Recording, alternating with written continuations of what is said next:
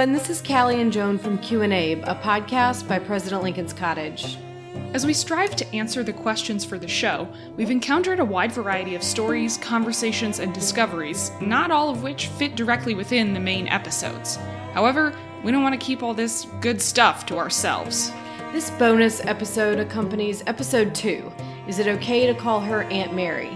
So if you've not yet listened to that episode, it might be a good place to start. As we were talking to Adena Spingarn about the evolving perceptions of Uncle Tom, I asked her why she thinks minstrelsy and minstrel shows aren't fully in the popular consciousness, even though they were widespread forms of entertainment in earlier periods of American history. Here's what she had to say.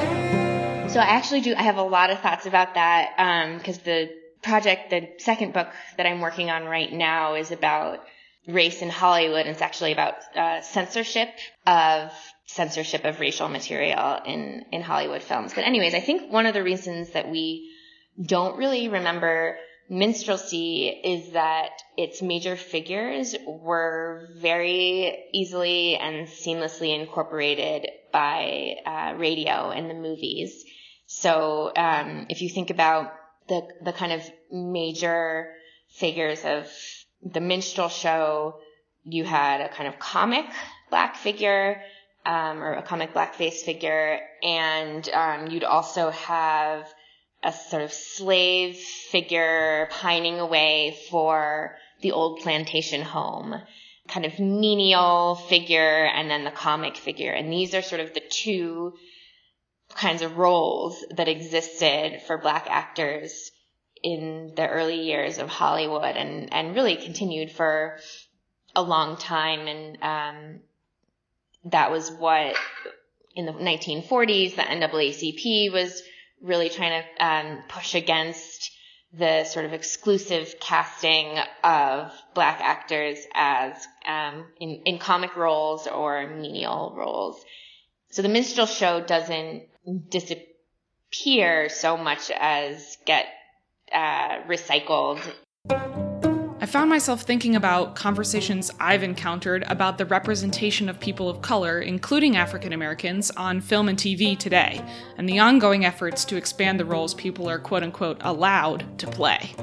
We've also got an excerpt to share about playing a different kind of role entirely. Chandra Manning told us about the ways that black women in contraband camps asserted their presence and their right to be present beyond what Union soldiers expected of them. Once black people, especially black women, I think, arrived at these camps, what kinds of things were they doing once they got there? Yes, black women arriving at camps in particular are defying expectations, defying the sort of boxes that the Union government, that the Union Army, and that white guys in general want everybody to fit in. They arrive, and their priorities are pretty clear. They don't want to be slaves anymore, and they have children to protect. And if they have been separated from anybody, they want to put those families back together. The exact same things they've always wanted. But in the past, the power of the U.S. government was not on their side. It was on the side of the slaveholders trying to prevent them from doing those things. So what women perceive is the big guns have switched sides here. I can get them to back me up. Yes. And that's precisely what happens. And so many of them set about making themselves useful. The notion of utility, the notion of usefulness to one's community is so central to how 19th century Americans thought about citizenship, thought about belonging, thought about relationship with the national government.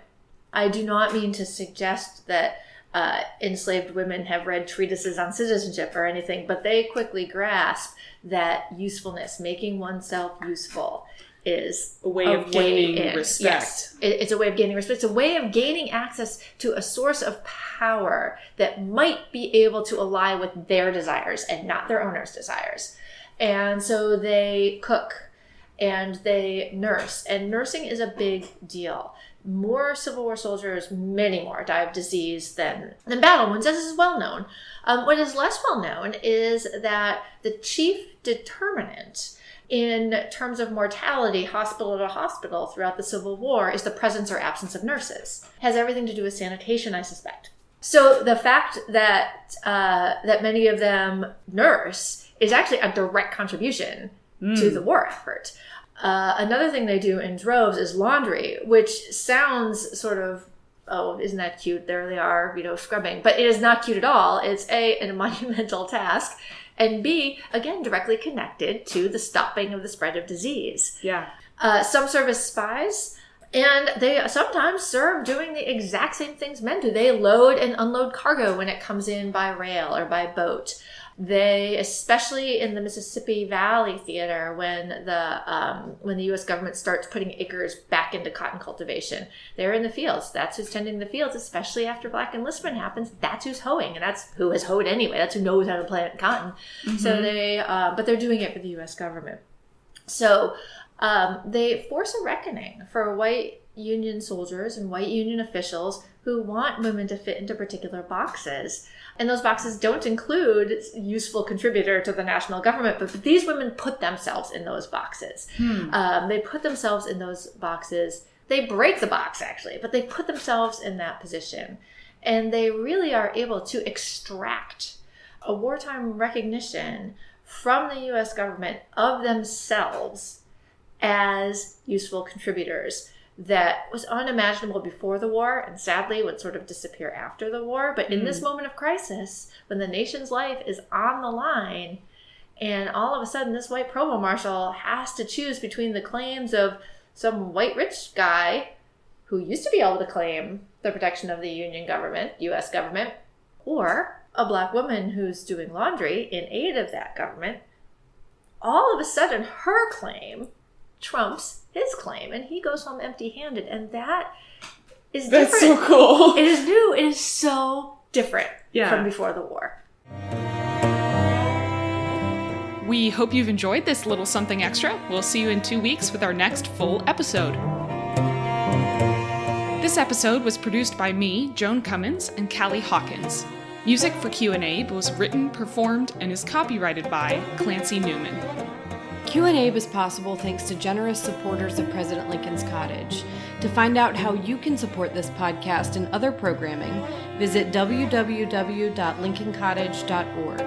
You can also write to us at podcast@lincolncottage.org or tweet at us at Lincoln's Cottage. President Lincoln's Cottage is a home for brave ideas. Stay curious.